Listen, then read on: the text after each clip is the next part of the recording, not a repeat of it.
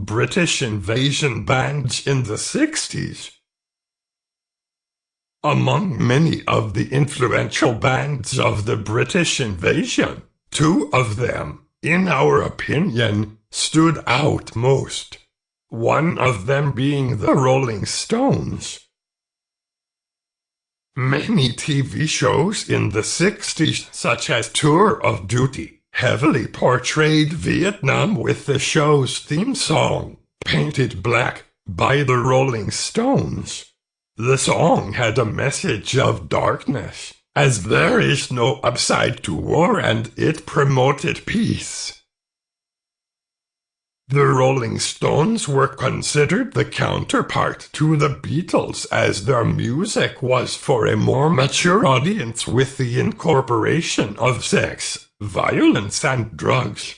The darker side of music was brought about in their rock, and although their audience was targeted as more mature, it did not hurt their fame, but rather enhanced it, as this somber side was something new and unique.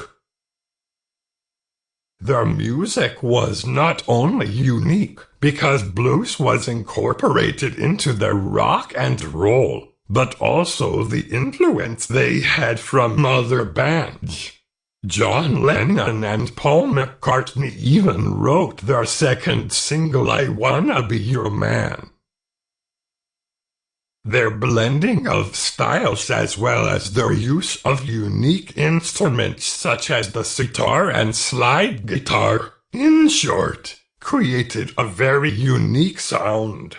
People were attracted to this funky tune, and it was the fire behind their music.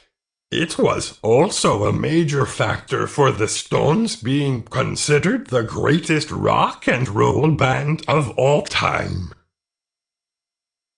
Another famous song, Gimme Shelter, at the time, had a literal meaning during times of natural disaster and war, and was mainly written to describe Vietnam. Although the Stones brought their own spin on rock and roll to the United States, the UK, and many other places worldwide, they also were able to adapt to the places in which they traveled. In the late 60s and all throughout the 70s, the renowned band incorporated American culture into their music, producing some of the greatest country folk music of the time. Their funky style of music not only surpassed the boundaries of what rock and roll was considered to be during the 60s and 70s, but continues to have a lasting influence on music today. Their achievements have landed them an estimated 250 million sold albums, and their reign of over 50 years has got them inducted into the Music Hall of Fame and the Rock and Roll Hall of Fame. The other renowned band being covered is the Beatles. The Beatles changed how music was written. Traditionally, songs were made about love and happiness. When Eleanor Rigby was debuted on radio, fans became astonished because it was a sad song about a woman who died without a happy ending. The Beatles were the first band to use what is known as feedback. Audio feedback is a special kind of positive feedback, which occurs when a sound loop exists between an audio input and an audio output. For many years after, more and more rock and roll bands used feedback because of the Beatles. The Beatles changed the way musicians and record companies viewed albums. Previously, the albums were a mixture of songs that were put together to bolster sales of a hit song. However, the Beatles believed that every song is an important part of an album, and they filled their albums with songs they believed were of high quality. The Beatles appealed to all age groups, both old and young. To attract the younger generation, they created a cartoon television series called The Beatles that featured many of their songs. They were the first to think of the idea. The Beatles broke the barrier between teen and adult music.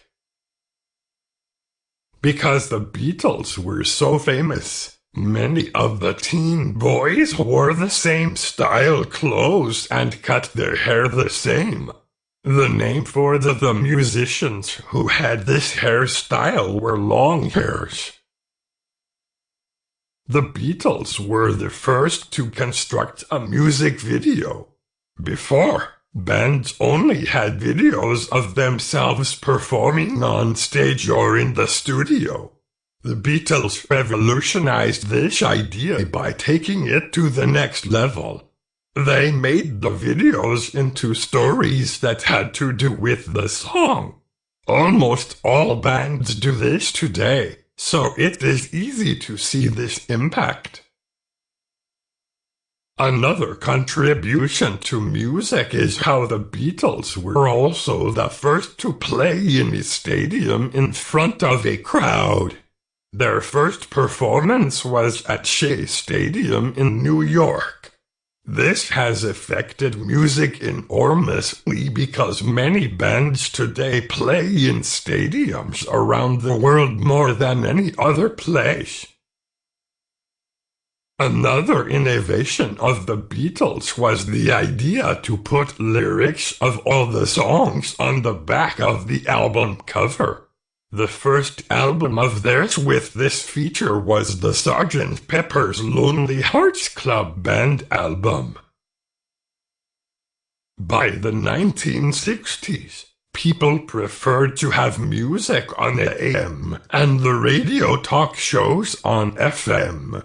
This changed when the AM station decided to cut the new 7.5 minute long Hey Jude short to about 3 minutes, excluding their fans' favorite part, the na-na-na-na. They then aired it on FM, and many other bands followed. The Beatles changed society by performing charity concerts, like the concert for Bangladesh organized by George Harrison. This was performed at Madison Square Garden to raise awareness and fund relief for refugees from Bangladesh following the Bangladesh Liberation War-related genocide.